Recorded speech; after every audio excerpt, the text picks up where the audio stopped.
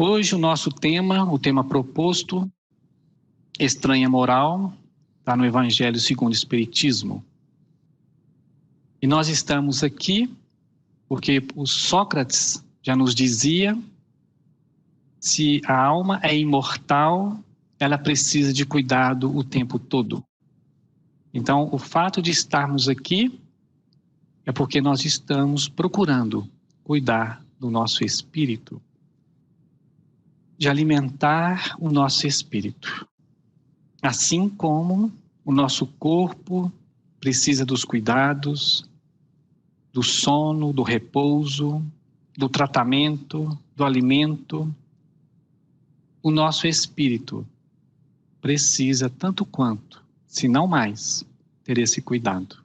Porque a vida é eterna, o espírito imortal, temos que cuidar de fato do nosso espírito, alimentando-nos cada vez mais das virtudes que Jesus nos trouxe.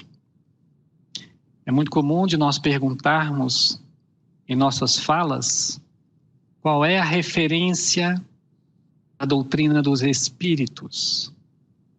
Algumas pessoas respondem alguns nomes e nós falamos que nós podemos ter todas as dúvidas possíveis no campo da mediunidade. Aliás, sempre teremos, porque a cada vez que nós estudamos a mediunidade, mais a gente vai aprendendo, mais temos que aprender. Então, ter dúvidas nas faculdades da mediunidade não é problema, porque nós estamos estudando. No entanto, não podemos ter dúvida que a nossa maior referência na doutrina dos espíritos é Jesus. Estranha moral está lá no Evangelho para a gente entender um pouco mais por que Jesus trouxe algumas falas na compreensão daquela época. Mas antes, nós temos aqui no Livro dos Espíritos, pergunta 132, Kardec faz aos espíritos, ao espírito de verdade: qual o objetivo da encarnação dos espíritos? Não é da reencarnação. Ele pergunta qual o objetivo da encarnação. Deus lhes impõe a encarnação com o fim de fazê-los chegar à perfeição. Todos nós, sem exceção, estamos indo ao encontro dessa perfeição. Por isso a necessidade da encarnação. E no Evangelho segundo o Espiritismo, capítulo 20, Instruções dos Espíritos, nos traz o belo dogma da reencarnação. Eterniza e precisa a filiação espiritual, chamado a prestar contas do seu mandato terreno. O espírito se apercebe da continuidade da tarefa interrompida, mas sempre retomada. Nascer, viver, morrer, renascer ainda e progredir sempre, tal é a lei. Então, os espíritos já nos passam a importância de entendermos o objetivo de estarmos aqui na Terra para a nossa perfeição, para evoluirmos, crescermos, para todos nós sermos felizes, aprender a trabalhar nas adversidades e nos problemas, crescendo e amadurecendo a nossa alma. O Cristo Consolador, se nós temos que crescer, evoluir, nos foi dado então um modelo e guia para que tivéssemos uma direção. Então Jesus, como Kardec pergunta aos espíritos, qual o espírito mais perfeito pisou na terra? Resposta dos espíritos: Jesus, sendo o nosso modelo e guia. Modelo e guia, ser modelo é algo para a gente acompanhar, seguir. Jesus trouxe, ele veio à Terra, viveu entre nós, para exatamente exemplificar tudo que Deus quer de nós. Porque antes de Jesus, era um Deus que nós temíamos, vingativo, naquele conceito na época de Moisés. Olho por olho, dente por dente. E Jesus já veio trazer o amor, e nessa lei que ele trouxe e vivenciou, nos ensinou muitas coisas que soam estranhos para a gente. Porque nós estamos aprendendo. Como assim eu perdoai os vossos inimigos? Se ele me fez mal, como que eu vou perdoá-lo? A troco de quê? Então nós estamos aprendendo a entender o porquê de tudo isso. Por meio dos ensinos do Cristo. E nós falamos de Deus, que é um Pai justo e misericordioso. Se me amais, guardai os meus mandamentos, e eu pedirei a meu Pai, e ele vos enviará outro Consolador, a fim de que fique eternamente convosco. O Espírito de verdade, que o mundo não pode receber, porque não o vê. Vós, porém, o conhecereis, porque permanecerá convosco, e estará entre vós.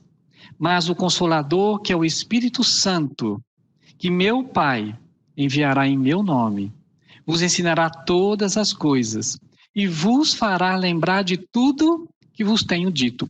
Jesus falou isso há 2000 anos atrás, e vos fará lembrar, quer dizer que é uma prova da imortalidade.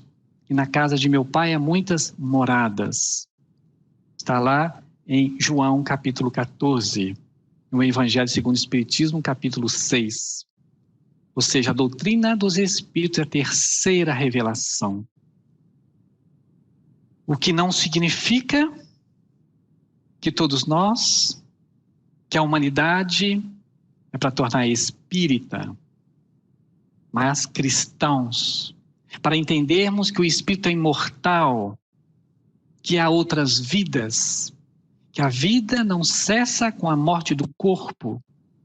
Por isso, comentado na literatura espírita, que o espiritismo não é a religião do futuro, mas o futuro das religiões. Então é para trazer para nós os ensinos do mestre, as verdades que até então não podiam ser ditas, porque nós não compreenderíamos, e agora a humanidade já adquire maioridade para receber a terceira revelação, a doutrina dos Espíritos. E quando a gente fala de Deus, nosso Pai justo e bom, nós vamos recordar aqui um filme em que nós assistimos de Madre Teresa de Calcutá, a missionária.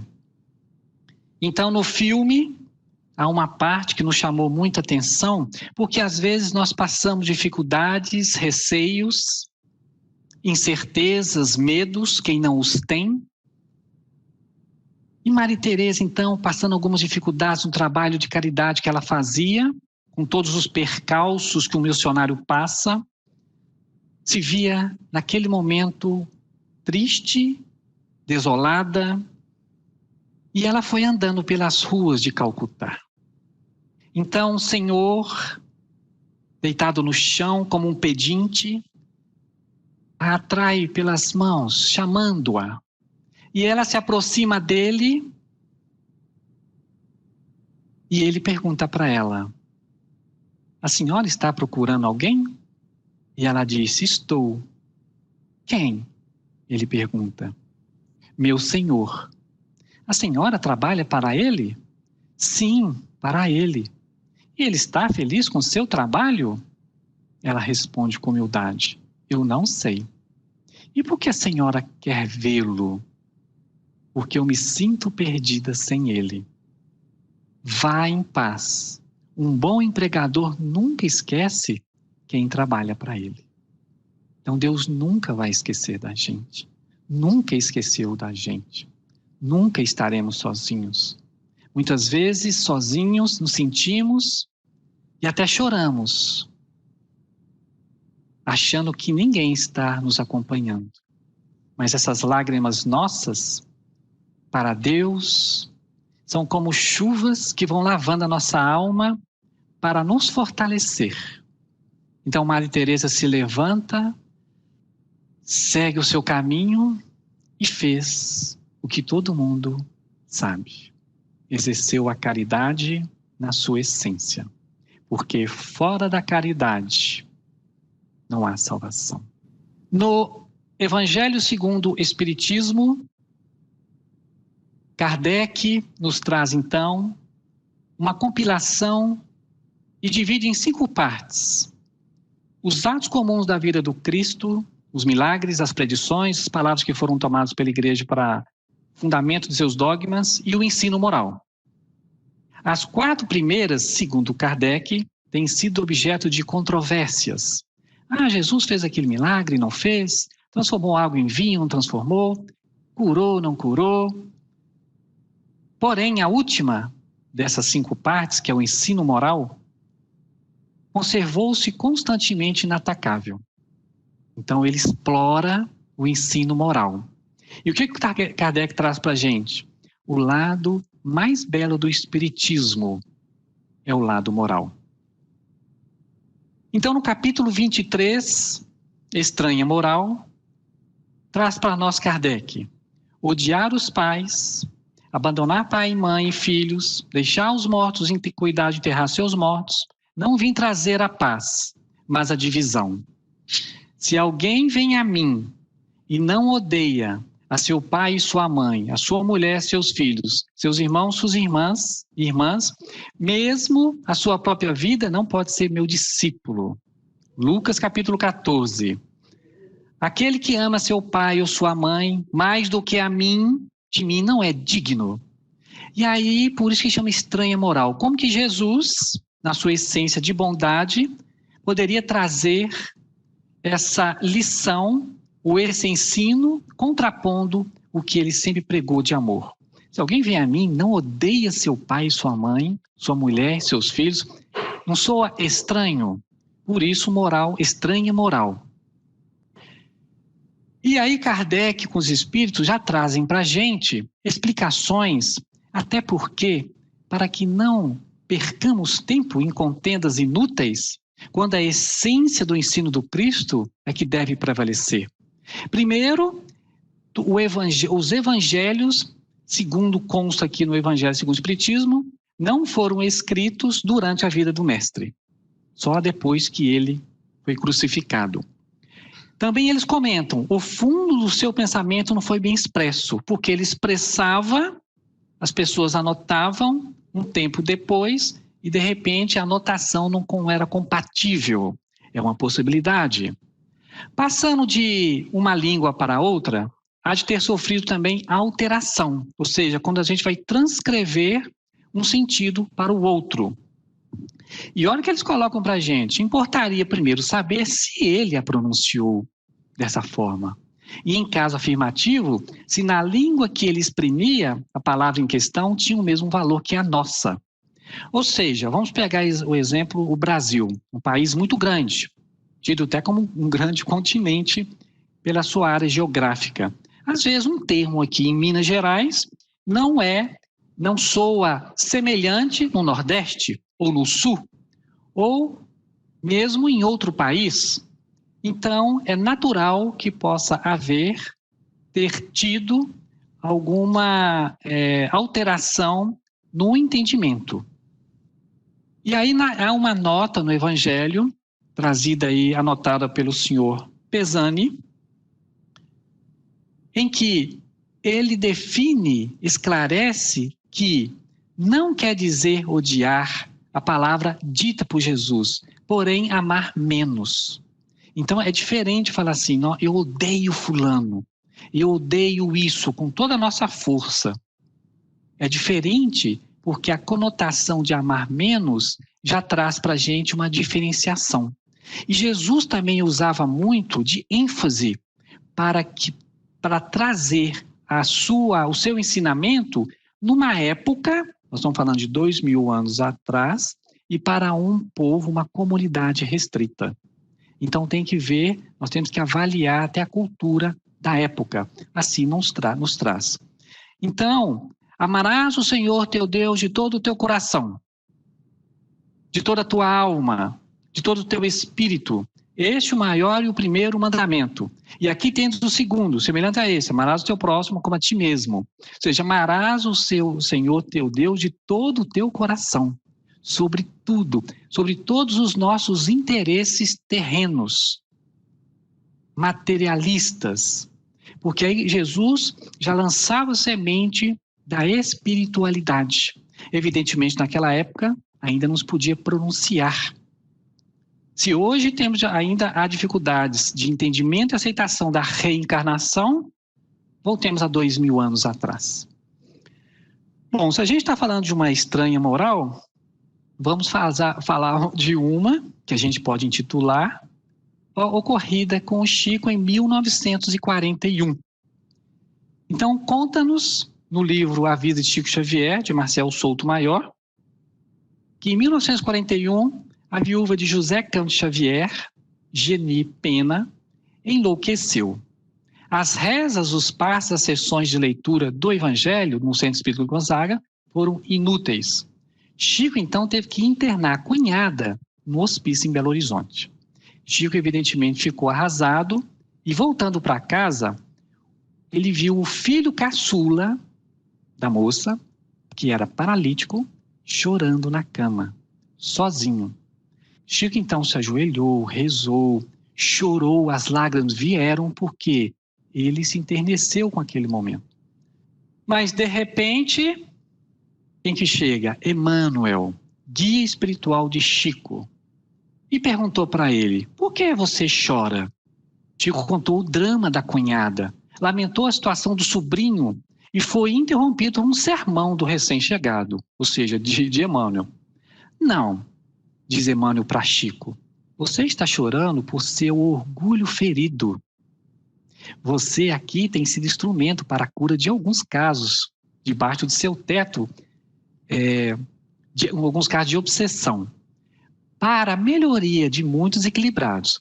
Quando aprouve ao Senhor que a aprovação viesse para debaixo do seu teto, você está com o coração ferido, porque foi obrigado a recorrer à assistência médica, o que, aliás, disse Emmanuel, é muito natural. Uma casa de saúde mental, um hospício, é uma casa de Deus. Chico ouviu as críticas em silêncio. Perceberam? Chico ouviu as críticas em silêncio. É uma lição para nós. Em silêncio. Mas entre um soluço e outro, pediu a recuperação da cunhada. Evidentemente, qualquer um de nós pediríamos. Estamos ao lado de um mentor. Pois bem, e o Chico falou com ele assim: o senhor tem que saber que ela é minha irmã também. E Chico chorando, lamentando. Emmanuel, então, disse para ele: eu me admiro muito, porque antes dela, ou seja, da cunhada dele, você tinha lá dentro, no hospício, naquela casa de saúde, 300 irmãs e nunca vi você, Chico, ir lá e chorar por nenhuma. A dor Xavier não é maior do que a dor Almeida, do que a dor Pires, do que a dor Soares, a dor de toda a família que tem um doente. Então, nós contamos um caso agora do Chico e Emmanuel trouxe uma lição, porque para nós saindo da família consanguínea para a família espiritual. Quer dizer então que a gente não deve se condoer? Sim, mas aí os espíritos, a terceira revelação, Jesus está nos trazendo a família espiritual. Quem deixar sua casa é uma forma de nós agora entendermos que não é só a família sanguínea o nosso círculo de convivência, mas ampliando a nossa família espiritual. Então está aí uma estranha moral do século XX para a gente mostrar que os espíritos continuam nos ensinando. E outra coisa que traz para a gente, a língua hebraica não era rica e continha muitas palavras com várias significações, ou seja, um termo poderia significar ter muitos significados. Um bom exemplo é a palavra que designava um camelo e um cabo, uma vez que os cabos naquela época eram feitos de pelos de camelo. Então todos conhecem essa passagem. É mais fácil passar um camelo pelo fundo de uma agulha do que um rico entrar no reino de Deus. É mais fácil passar um camelo. Então não faz sentido, né? Passar pelo...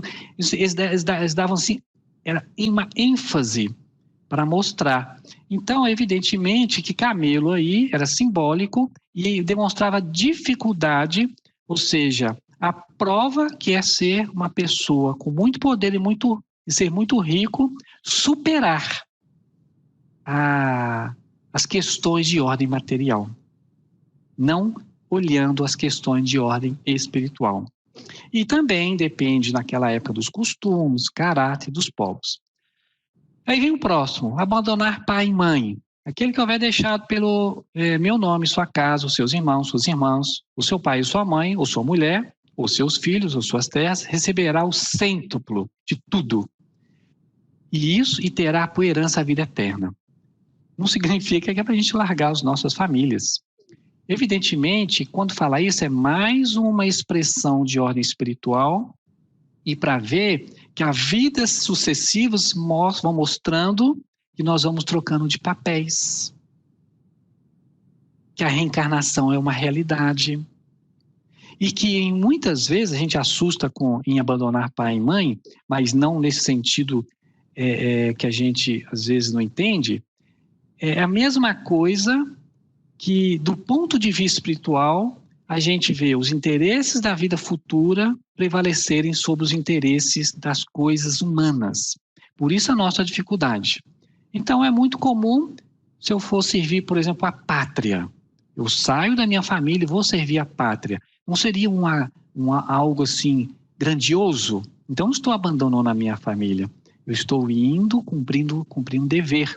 Assim como as pessoas casam também e vão constituindo suas famílias. E vamos dar um outro exemplo. Jesus, enquanto na cruz, ele observando Maria e João, o que ele fala naquele momento? Mulher, eis o seu filho, porque João era o discípulo amado. E olhando para João, eis a sua mãe. Então, quem é a minha mãe? Quem são meus irmãos? Quem são os nossos familiares consanguíneos? Quem não são? E outras vidas? E as que virão? Então, olha o olhar, vejam o olhar que Jesus dá para as questões de ordem espiritual. E aqui nós também podemos considerar, porque a gente sempre tem um olhar do ponto de vista terreno. Aí ele é pobre. Já o Espiritismo, a terceira revelação, nos traz um olhar mais do alto. E vem uma outra estranha moral. Deixar os mortos, cuidar de enterrar os seus mortos. Disse ao outro, segue-me. E o outro respondeu, Senhor, consente que primeiro eu vá enterrar meu pai. Jesus disse, deixa os mortos cuidar de enterrar seus mortos. Quanto a ti, vai anunciar o reino de Deus. Evidentemente que também é mais um ensinamento de Jesus falando da imortalidade, que o corpo morre, mas o espírito sobrevive, e que o respeito pelo sepultamento, ele é naturalmente realizado por todos nós.